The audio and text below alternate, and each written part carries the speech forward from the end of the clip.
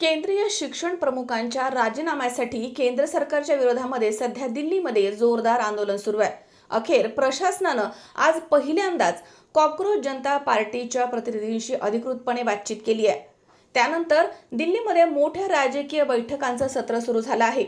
एनडीएच्या संसदीय दलाची उद्या बैठक होणार आहे आणि ज्यामुळे शिक्षण प्रमुखांचा राजीनामा आता जवळपास निश्चितच मानला जातोय।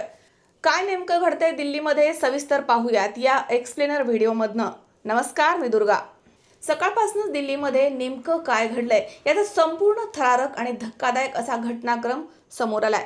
संसदेचं पावसाळी अधिवेशन सुरू होणार असल्यानं सुरक्षा यंत्रणांनी संपूर्ण नवी दिल्ली भागामध्ये कलम 163 अंतर्गत जमावबंदी लागू केली होती।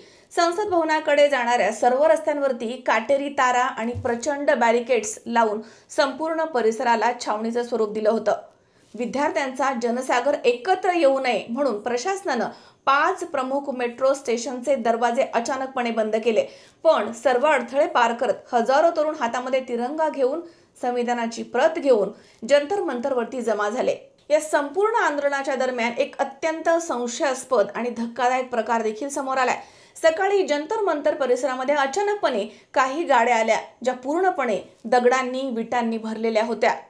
शांततेमध्ये चालणाऱ्या या विद्यार्थी आंदोलनाला हिंसक वळण लावण्यासाठी किंवा मग विद्यार्थ्यांना बदनाम करण्यासाठी हा काही पूर्वनियोजित कट होता का, असा गंभीर संशय या गाड्यांमुळे निर्माण झाला। सुदैवानं विद्यार्थ्यांनी अत्यंत संयम राखला आणि कोणत्याही हिंसेला या ठिकाणी थारा दिला नाहीये।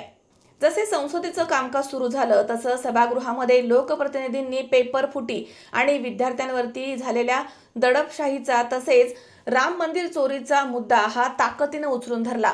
यावेळी तिथे प्रचंड गदारोळ झाला आणि कामकाज काही काळासाठी थांबवावं लागलंय।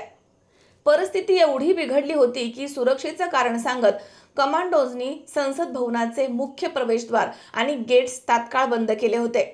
दुपारी जसा विद्यार्थ्यांनी संसदेच्या दिशेनं चलो संसद मार्च सुरू केला तसा संसदेपासून अवघ्या 200 मीटर अंतरावरती रायसीना रोडवरती सुरक्षा दलांनी त्यांना रोखलं। त्यानंतर शांततेमध्ये घोषणा देणाऱ्या विद्यार्थ्यांवरती सुरक्षा दलांनी बेदम असा लाठीचार्ज सुरू केला। गर्दी पांगवण्यासाठी इथे हवेमध्ये अश्रुधुरांच्या नळकांड्या देखील सोडण्यात आल्या।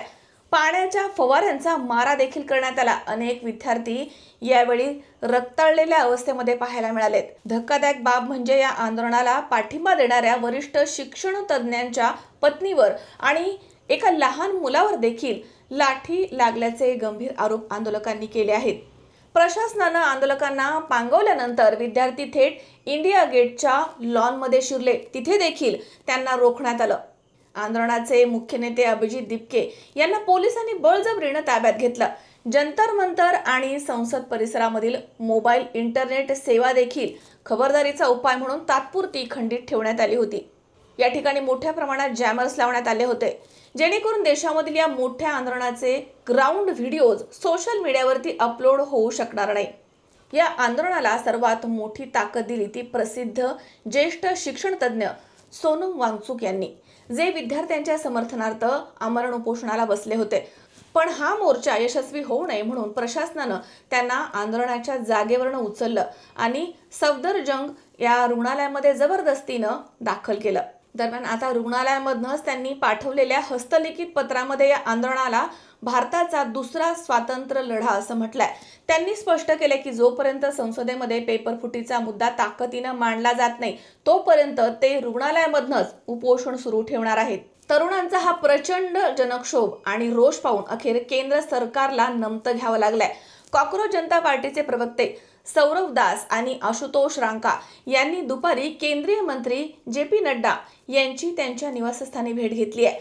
2 टप्प्यामध्ये झालेल्या या महत्त्वपूर्ण चर्चेमध्ये आंदोलकांनी 3 प्रमुख मागण्यांचे पत्र मंत्र्यांकडे सुपूर्द केलंय। यामध्ये शिक्षण प्रमुखांचा तात्काळ राजीनामा, सोनम वांगचुक यांची सुटका आणि पेपर फुटीमुळे बळी पडलेल्या विद्यार्थ्यांच्या कुटुंबांना 1 कोटी रुपयांची भरपाई देण्याची मागणी करण्यात आली आहे। दरम्यान जे.पी. नड्डा यांनी हे पत्र स्वीकारलं देखील आहे। या मागण्यांवरती वरिष्ठ पातळीवरती चर्चा करून निर्णय घेण्यात येईल आणि कळवण्यात येईल असे अधिकृत आश्वासन त्यांनी दिलं। मात्र अद्याप कोणताही लेखी करार झालेला नाहीये। या संपूर्ण प्रकरणावरती आणि संसदेमधील गदारोळावरती पंतप्रधानांनी अद्याप कोणतीही अधिकृत असं थेट वक्तव्य केलं नाहीये. मात्र त्यांनी अंतर्गत पातळीवरती परिस्थितीचा आढावा घेतलाय. वरिष्ठ मंत्र्यांना आंदोलकांशी संवाद साधून तोडगा काढण्याचे निर्देश दिले आहेत. तर दुसरीकडे शिक्षण प्रमुखांनी या आंदोलनावरती टीका करत याला विरोधकांचे कट कारस्थान म्हटलंय. दिल्लीमधील या लाठी चार्जचे पडसाद आता इतर राज्यामध्ये देखील उमटायला सुरुवात झाली आहे. पुण्यामध्ये हजारो विद्यार्थी रस्त्यावरती उतरले. दरम्यान आता उद्या म्हणजे 21 जुलै रोजी होणाऱ्या एनडीएच्या संसदीय दलाच्या तातडीच्या बैठकीमध्ये या आंदोलनावरती अंतिम असा निर्णय होण्याची दाट शक्यता आहे. तसेच जर आज रात्रीच्या अंतिम चर्चेमध्ये परीक्षा पद्धतीमधील पारदर्शकतेवरती ठोस लेखी आश्वासन मिळालं नाही तर हा विद्यार्थ्यांचा रोष संपूर्ण देशामध्ये पसरू शकतो आणि उद्या संसदेच्या दोनही सभागृहामध्ये हा मुद्दा अधिक तीव्रतेनं गाजणार आहे. पण ज्या वेळेला सीजेपी पक्षानं किंवा ज्या वेळेला पेपर फुटीचा मुद्दा उपस्थित झाला होता तेव्हाच सरकारनं याची नैतिक जबाबदारी स्वीकारायला हवी होती. जर त्यावेळेला नैतिक जबाबदारी सरकारनं स्वीकारली असती तर आज एवढं मोठं आंदोलन झालंच नसतं आणि एवढा गदारोळ देखील झाला नसता. मुख्य उद्देश काय आहे की एज्युकेशन सिस्टीम सुधारली पाहिजे. दिवसभर ज्या काही घडामोडी घडल्या आहेत त्या मी माझ्या विश्लेषणामधनं मांडण्याचा प्रयत्न केला आहे. यावर तुमचं मत काय आहे कमेंट्स करून नक्की सांगा.